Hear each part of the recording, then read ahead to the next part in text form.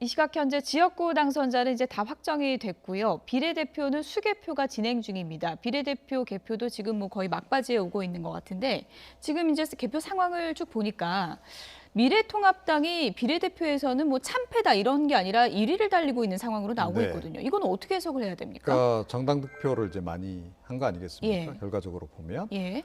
그런데 이제 더불어민주당 같은 경우에는 이제 더불어시민당이라고 하는 비례위성당을 만들긴 했는데 열린민주당이 또 이제 나뉘는군요. 예. 만들어진 거죠. 그래서 나뉜 거라고 이제 보면 열린민주당 의석까지 포함하게 되면 사실은 또 그쪽이 더 많다고 이제 봐야 그렇죠. 되는 겁니다. 그래서 전체적인 뭐 득표하고 이제 비슷하게 나오는데 그런데 이제 보면 정당 득표의 격차에 비해서 지역구에서 의석수 차이가 너무 확 나는 거죠.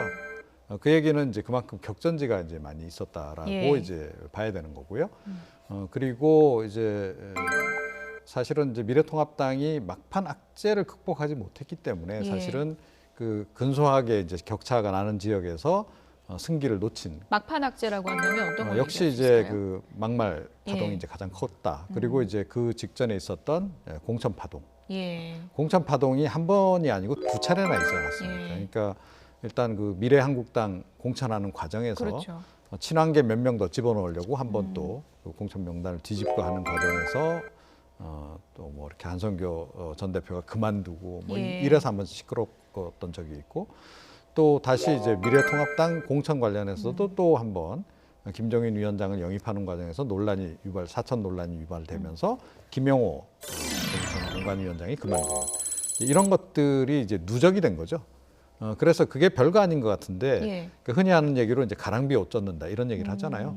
이게 이제 격전지에서는 몇십 표, 몇백 표 차이로 이번에 그렇죠. 보셔서 아시겠지만 예. 결정이 된단 말이에요. 그런 데서는 이게 중도층의 표심을 상당히 아. 이게 많이 좌우를 하게 되는 거예요. 예.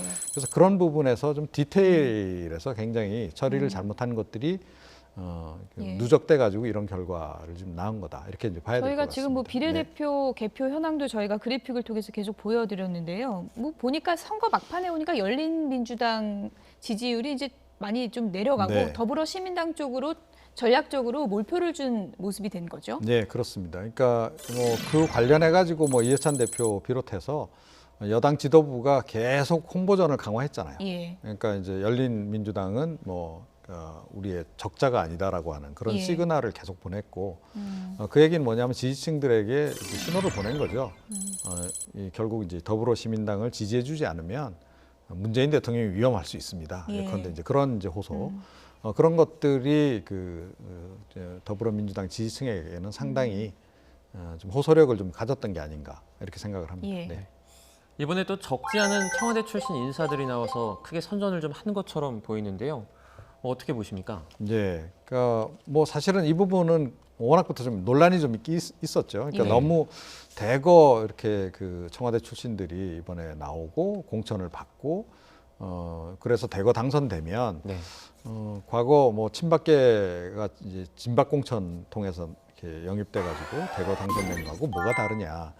이것도 역시 이제 계파 갈등을 좀 유발할 수 있는 그런 요인이다라고 하는 지적이 좀 있긴 있었어요. 네.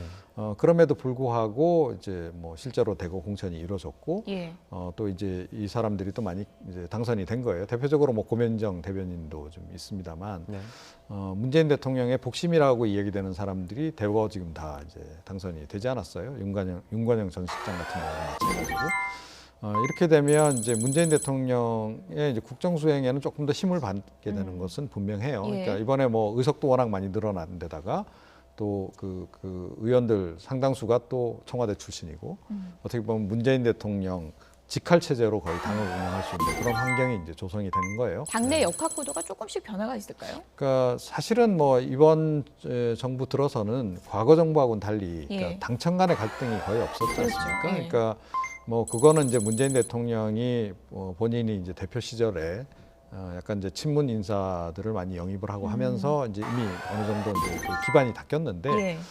문재인 정부 들어서는 이제 그래서 당청 갈등이 너무 없는 것도 이게 또 문제가 아니냐. 건전한 그 정도의 어떤 긴장 관계는 필요한 거 아니냐라는 지적이 있을 정도로 청와대 주도로 좀 움직였는데요. 그 청와대 주도의 전국 운영이 더 가속화될 가능성이 상당히 높은 거죠. 네. 그래서 약간 좀 우려가 되는 그런 지점도 없잖아 있습니다. 그러니까 일의 효율성을 따지면 그렇게 처리하는 것이 훨씬 더 좋을 수 있고 또 유권자들도 뭐 당분간 그걸 용인하겠다라고 지금 이번에 표심을 이제 준 거나 다름이 없지 않겠습니까? 그렇게 해서 허용을 좀 한 거라고 이제 볼 수 있는데 그렇더라도 그러니까 늘 잘하는 건 아니기 때문에 제가 앞서도 말씀드렸듯이 조금 간혹 이제 잘못하는 경우가 발생했을 때조차도 이게 통제할 수 없는 그런 상황이 이제 벌어질 수 있다. 그래서 네. 그거는 앞으로 상당한 위험 변수로 좀 이제 작용을 할 가능성이 높고요. 그 역대 정권을 보더라도 보면 이제 그 임기 후반에 가서 레임덕에 이제 휩싸이게 되는 가장 결정적인 이유가 측근 비리라든가 측근들의 월권이라든가 이런 것들이 이제 논란이 되곤 하거든요. 그래서 이번에 그런 위험 부담은 더 지금 지게 생긴 그런 그 상황이다. 그런 위험 요소는 예. 더 커졌다 이렇게 봐야 될 것 같습니다. 청와대 출신 후보들의 선전 그리고 또 이제 주목받는 후보를 또 하나 꼽자면 이런 제목 내일 실릴 것 같습니다. 돌아온 이광재. 이건 네. 어떤 의미일까요? 이광재 당선인 같은 경우에는 예. 야망이 상당히 있죠. 예, 그래서 아마 강원지사를 하기도 했었습니다만 이번에 당선돼 돌아오면서 사실은 대권까지 꿈꾸지 않을까 이렇게 좀 생각이 돼요. 예. 그와 관련해서 뭐 나름 준비를 꽤 했다라는 이제 그런 소문도 좀 들리고 그래서 예. 약간의 이제 악재들은 좀 있지 않습니까? 본인이 이제 그동안 뭐 약간 사면도 이제 받게 되는 이제 그런 과정을 거치기도 했는데 예. 어찌됐건 그런 부분에 대해서 어느 정도는 지금 면죄부를 지금 받은 상태이기 때문에 이번 당선을 계기로 해서 당내에서 그 나름의 입지를 강화하기 위한 그런 그 굉장히 공격적인 정치 활동에 나설 가능성이 높지 않나 이렇게 생각을 합니다. 네. 또 통합당 쪽에서 보면은 뭐 홍준표 후보도 그렇지만 공천 안 줘갖고 나 무소속이라도 나갈 거야 했던 사람들이 대거 이제 살아서 돌아왔잖아요. 네. 원래 통합당 측에서는 와도 안 받겠다 했었는데 지금은 사정이 좀 달라진 거겠죠. 그럼요. 예. 그러니까 이제 뭐 이미 이제 그 부분에 대해서는 제가 말씀드린 적이 있습니다만 언제나 이제 그렇게 얘기는 해요. 예. 무소속 나가서 이제 당선돼서 되돌아오겠다 그러면 당 쪽에서는 선거 직전에는 안 받겠다라고 얘기를 하는데 예. 그런데 이제 선거 결과 뭐 별로 이렇게 좋지 않은 결과가 나왔다라고 전제한다면 그때는 좀 현실론으로 이제 돌아서는 거죠. 그래서 현실적인 필요에 따라서 복당을 이제 허용하게 되는 이제 이런 상황인데 이번 같은 경우에는 뭐 워낙 참패를 했기 때문에 예. 그 무소속 한석이라도 좀 아쉬운 상황 아니겠어요? 그렇죠. 그래서 뭐 다 받을 것으로 이렇게 보이는데 이 무소속이 이번에 그 사실은 막판에 미래 그 통합 그러니까 미래 그 통합당 같은 경우에 많이 발생했어요. 의외로. 네. 근데 이게 사실은 공천 갈등하고 다 연관이 되는 거거든요. 네. 그러니까 공천 갈등이 심해지면서 당에 대한 신뢰도가 떨어지고 지도부에 예. 대한 그러면서 이제 나가서 그러면 내가 무소속으로 해도 당선될 가능성이 있다라는 확신이 있기 때문에 많이 나가는 거란 말이에요. 그래서 당선돼서 뭐 돌아온 분들은 그래도 나중에 당에 이제 보탬이 되는데 예. 사실은 무소속으로 나가서 본인도 떨어지고 이쪽 표를 또 잠식을 해가지고 상대적으로 반대편 후보를 유리하게 해준 그런 경우도 또 꽤 있단 말이에요. 사실은 그건 이제 다 숨겨져 있어서 잘 보이진 않는데 예. 그 때문에도 이번에 그 미래통합당이 상당히 의석수에서 손해를 좀 많이 봤을 거다 이렇게 생각을 합니다. 네. 예. 그리고 또 한 명의 이제 눈에 띄는 당선인을 보자면 뭐 검찰 개혁 완수를 내걸었던 황운하 후보가 또 당선이 됐잖아요. 네. 이렇게 되면서 물론 지금 뭐 민주당이 압승해서 검찰 개혁에 힘을 받겠지만 이 부분이 더 탄력을 받는 게 아니냐는 해석이 나오고 있습니다. 예. 뭐 이제 김남국 변호사의 이제 경우도 그렇고 이제 사법개혁 관련한 인물들이 이제 이번에 다 이제 살아난 거 아니겠어요? 그래서 이제 국회에 입성하게 되면 그쪽으로 조금 더 힘이 실리는 것은 이제 맞습니다. 근데 황운하 전 그 청장 같은 경우에는 지금 약간 논란의 여지들이 좀 있잖아요. 그러니까 이제 울산시장 선거 개입 사건에 이제 직간접적으로 연관이 돼 있는 이제 이런 상황이고 그 수사가 지금 진행 중이다가 잠시 이제 총선 국면을 맞아서 중단이 돼 있는 그런 상황이란 말이에요. 그래서 예. 워낙 이제 임종석 전 실장까지 이제 수사가 이루어지고 뭔가 이렇게 법적인 조치가 취해질 것으로 예상이 됐는데 일단 뭐 그 기소 여부도 지금 총선 뒤로 미루지 않았습니까? 검찰 쪽에서.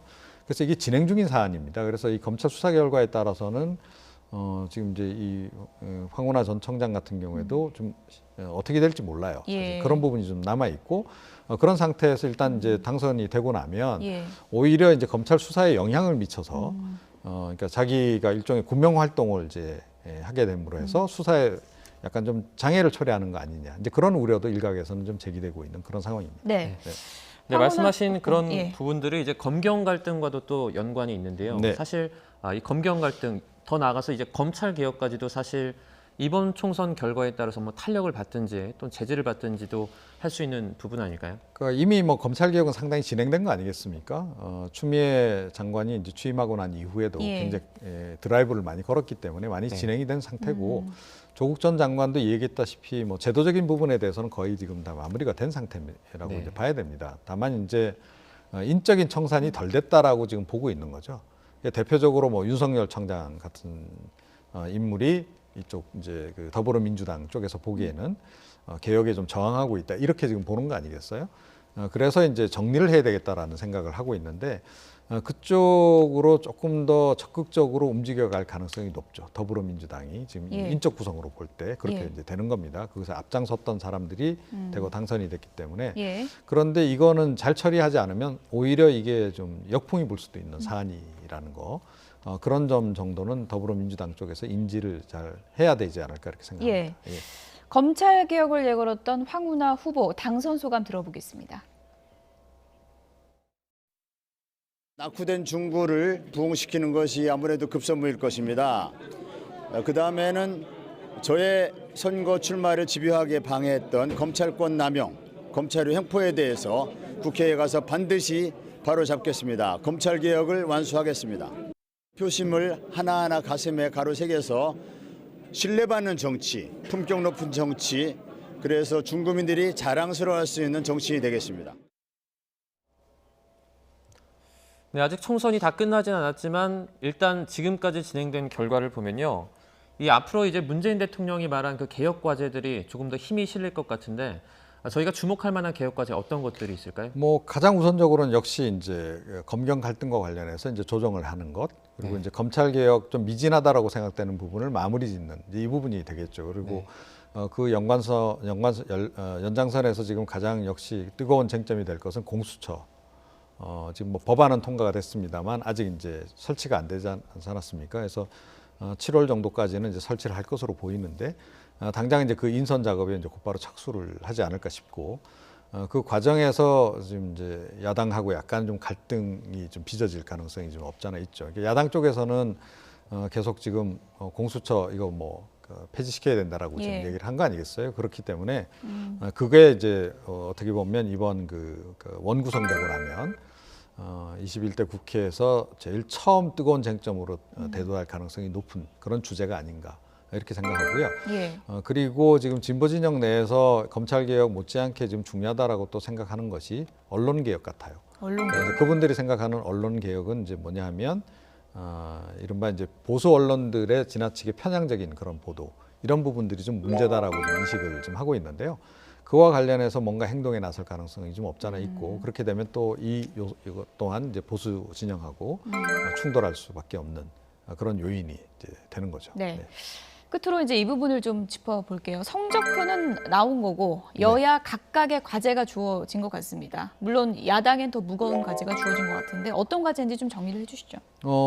야당은 그야말로 이제 뭐 간판 정도 가는 정도가 아니고 예. 근본을 이제 혁신하지 않으면 안 되는 그런 상황이죠. 그러니까 앞서도 얘기가 쭉 나왔습니다만 혁신한다 하면서도 사실은 뭐 별로 내용 면에서 혁신이 이루어지지 않았다는 거예요. 가장 결정적으로 친박계 청산 안 이루어진 것이고 이제 그런 부분에서 이제 속도를 이제 낼 것이다. 그리고 내어야 한다. 이제 그런 과정에서 이제 곧바로 이제 그 차기 대선 체제로 그대로 넘어가면서 이제 그 어떤 새로운 어떤 그 대권 주자군도 좀 이제 대두하지 않을까 이제 이렇게 생각이 들고요. 그런데 이제 그런 그 이른바 당내 사정 때문에 해야 될 일을 안 해서는 또 곤란하겠죠. 예. 그러니까 이번에 이제 패배한 요인 중에 하나는 대안 정당으로서 어떤 그 면모를 못 보여줬다는 거 아니겠어요? 예. 무조건 비판만 하고 뭔가 대안을 제시를 못 했는데 경제 정책도 마찬가지고 또 뭐 다른 사안들도 다 마찬가지입니다. 그와 관련해서도 아마 이제 정책부적인 부분에서 조금 더 내실화를 하는 그런 작업들을 좀 해야 될 것이다. 이념 정체성을 재정립하는 것부터 시작해서 그 작업까지 다시 해야 되는 그런 과제가 있는 거고요. 더불어민주당 같은 경우에는 지금 이제 일을 하기 굉장히 좋은 그런 조건이 갖춰진 건 그렇죠. 맞습니다. 예. 그런데 이럴 때 꼭 이제 문제가 될 수 있는 것이 이제 권력이 너무 이제 과해지다 보면 이제 무리를 하게 되죠. 그래서 이제 꼭 이제 뒷말이 나오거나 뒤탈이 발생할 수 있는 그 뭐 역대 정권에서 우리가 늘 보지 않았습니까? 또 뭐 레임덕 관련 사건들이라고 하는 것들이 보면 주로 측근 비리라든가 뭐 측근의 직권남용이라든가 뭐 이런 예. 것들이란 말이에요. 그래서 그런 부분에서 좀 주의를 많이 해야 될 거다. 그리고 의회를 국회를 이제 운영하는 과정에서도 지나치게 독주하면 그것도 점점 그 국민들 민심이 멀어지게 하는 그런 요인이 될 것이기 예. 때문에 그런 부분에서 좀 주의를 해야 하지 않을까 이렇게 생각합니다. 네. 네. 뭐 성적의 희비를 떠나서 민심이 준 성적표, 그 무거운 책임감을 여야 모두 좀 무겁게 받아들여야 네. 되지 않나 그런 생각이 듭니다. 지금까지 이종훈 평론가였습니다. 고맙습니다. 고맙습니다.